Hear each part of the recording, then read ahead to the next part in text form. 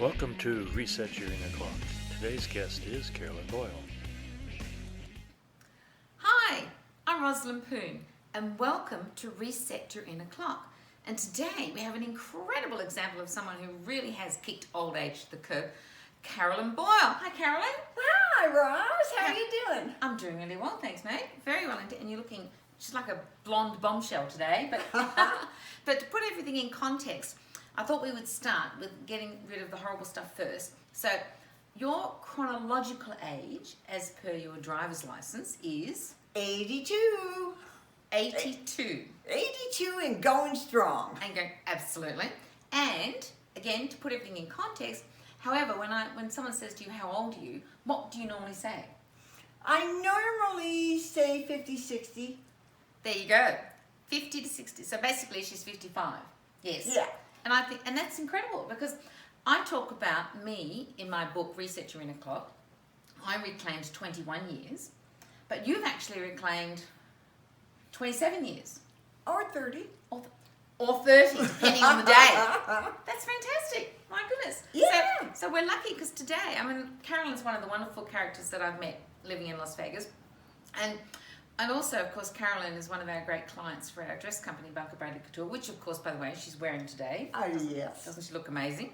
So what I want to do today is I want Carolyn to explain some of the most incredible things that she does. For those of you who think that, you're too old to do stuff anymore, right? That's just not the case, is it? Oh, no, never. And before that, though, off camera, we were talking a little bit about your background. Uh-huh. And this background goes back to the 60s, by the way. Uh-huh. So one of the things that she did was she went on a floating school, a floating college. I was living in Southern California, and this is a floating university that is located on a Holland American ship. It's associated with Chapman College in Southern California. Wow. And for a year, we as students boarded the ship in New York. And My goodness. Stan Getz was one of my classmates. His father brought the band down to the dock, and they played as we sailed away. That's great. Only in California will this happen, and only in America. So that's, I've never heard of such a thing. But from that, your life just kept moving, didn't it? Because you actually come from the media. Yes. And this is the real media, as in real TV, real radio, real advertising, real PR, like human to human stuff. Yeah, the old days when you wrote white papers and did things like that. And you said you actually had to go out and find stories? Yes, at one point in Newport Beach. Newport Beach. When I first started out in television, I had a little show, and my job was to go out and find new and interesting entertainers and bring them into the studio and interview them. Wow. And that hasn't changed up, by the way. Anyway, they still do that today. Yes. But you were telling me sometimes people freeze. You've got to hear this, right? Yes. Well, I also had to do like ladies groups that were doing a fund drive or some kind of a charity event. Oh, yes. Yeah, local community. And the ladies would come in and be on my show, and they would freeze.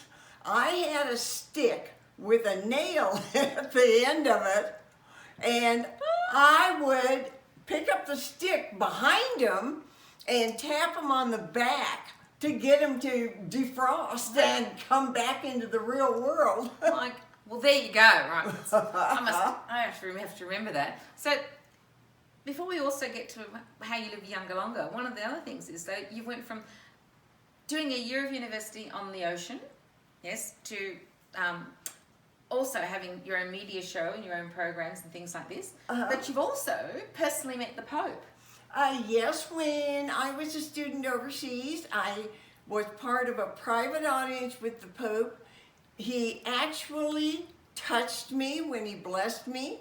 Wow. And I'm about as religious as a rock. I like that. Did you get that? She's as religious as a rock. I've never heard that before. But that that was an otherworld experience. My It goodness. really was. Wow. I mean, your life's been pretty wild, especially like in the media and having your own show and things like that. So, with this regard to living younger longer, so let's talk about that now, because this is what we really want to do. So, to help everyone else work out ways they can actually live younger longer. So, what's one of the biggest things you do? Like, what's the group that you hang around with? I hang around with people in their 50s and 60s. Which, of course, is your age.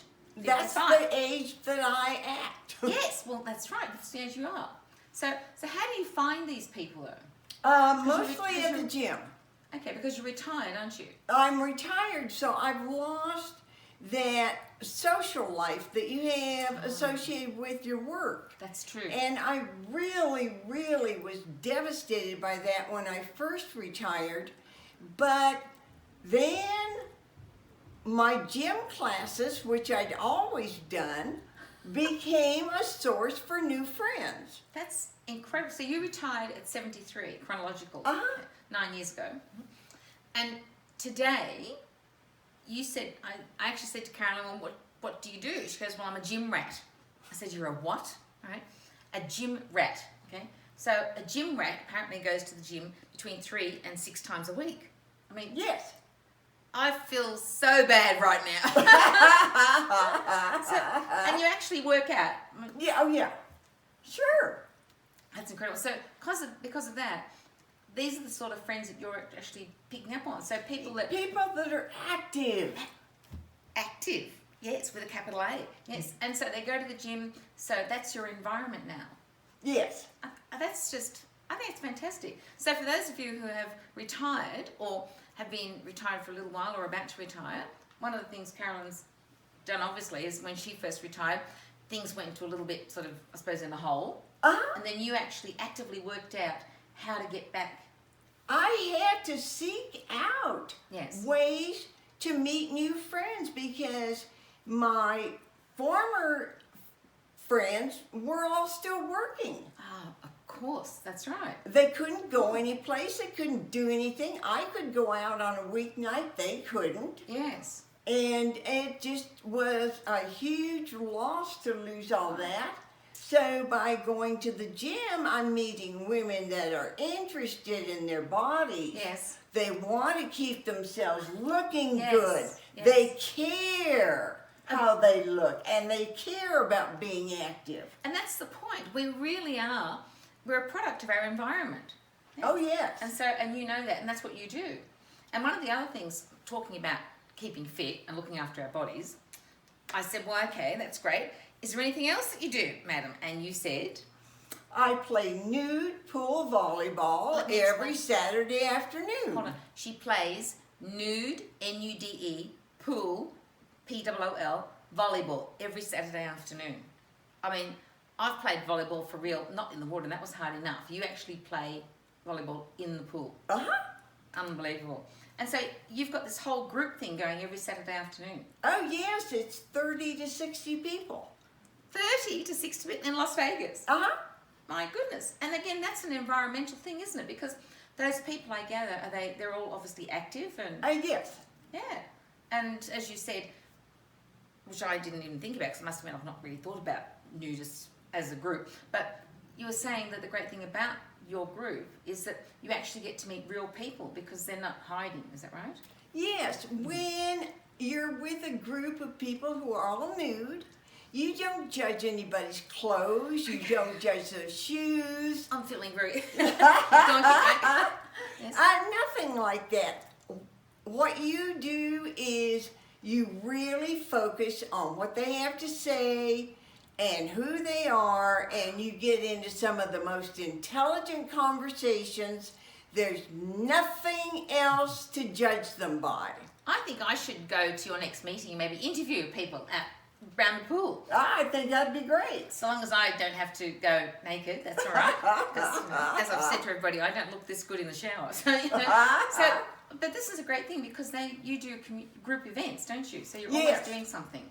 Yes. Yeah, so you don't go any longer than 3 or 4 days without interacting with, 2 days without interacting with the rest of the world. Oh, I try never to be busy Not busy. Yes. More than one night a week.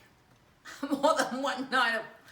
Okay, right. Do you hear that, bunker? That's right. So this is incredible. So you have the gym, which you go to 5 or 6 times a week. You have your nudist club that you go to at least every week. Right? So what else do we do? Like you said, leaving work is difficult when you first did it. But also you're single. She's single, yes. And so what do you do there? I mean, do you actually date? Yes, I date, and Why am I not surprised? Sorry, go on. And the men that I meet, I'm meeting on the internet. Excuse me, the internet. Oh yes, the dating sites. Wow. Okay, keep going. This is I'm impressed. Because I no longer meet people at work. Of course, that's right. The old I've lost that social aspect of my life.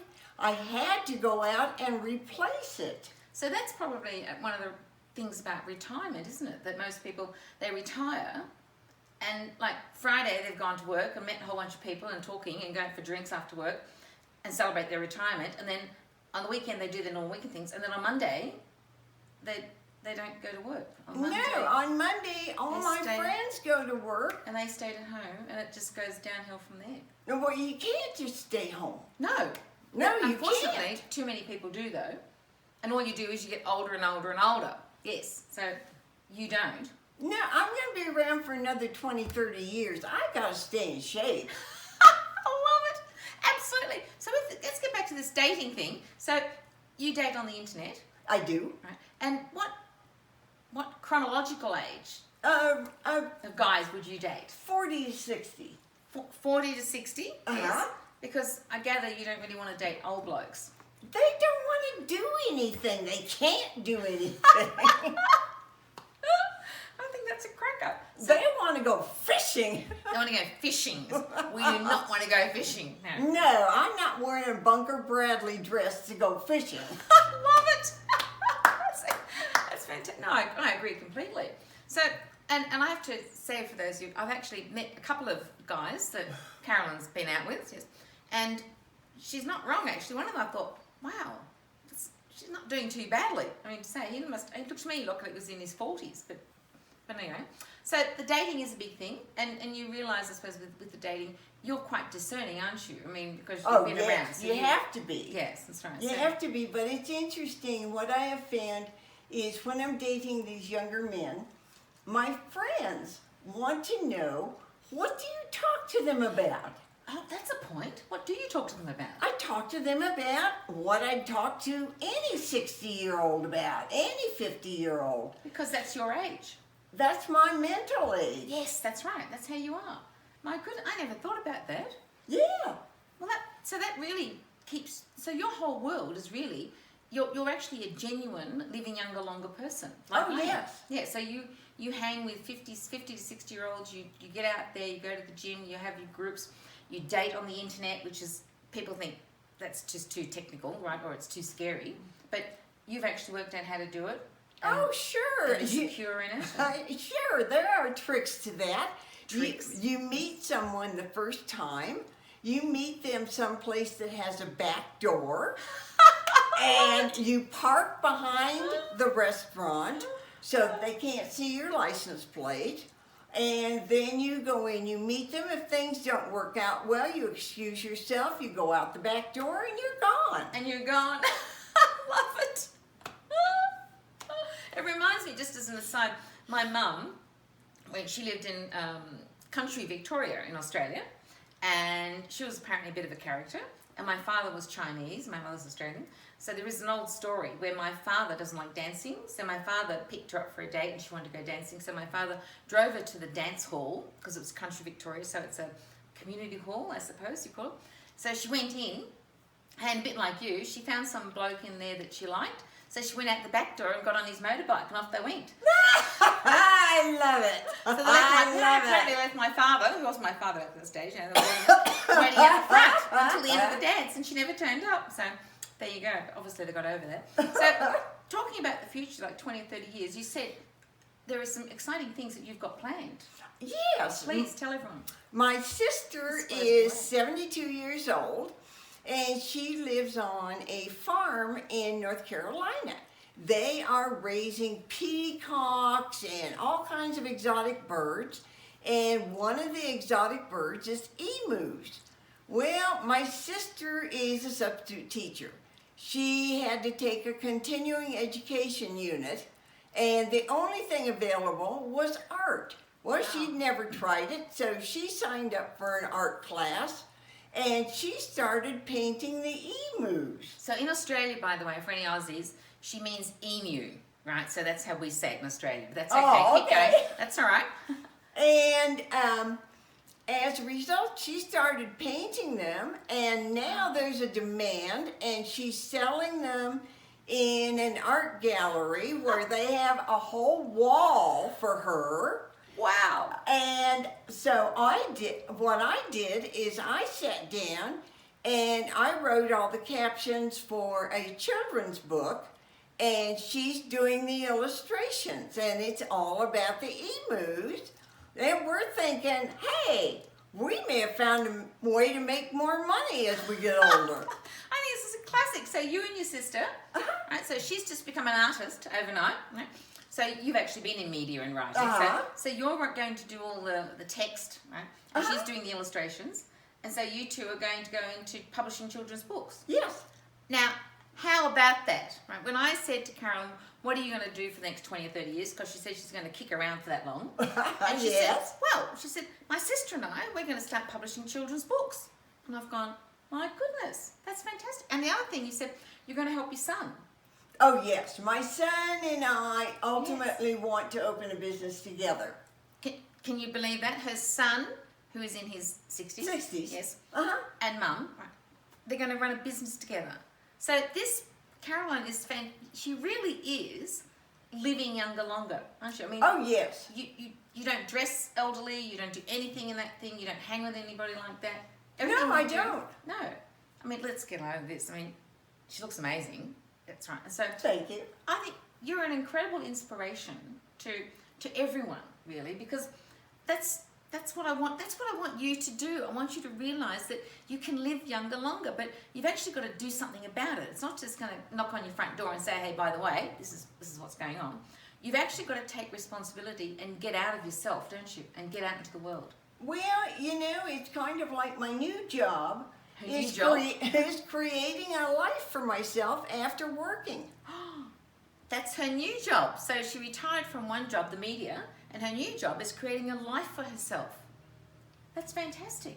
I think it's wonderful, and I love you. Thank you so much, Thank baby. you. Thank you and thank you, and hope you learned something. Bye. Bye.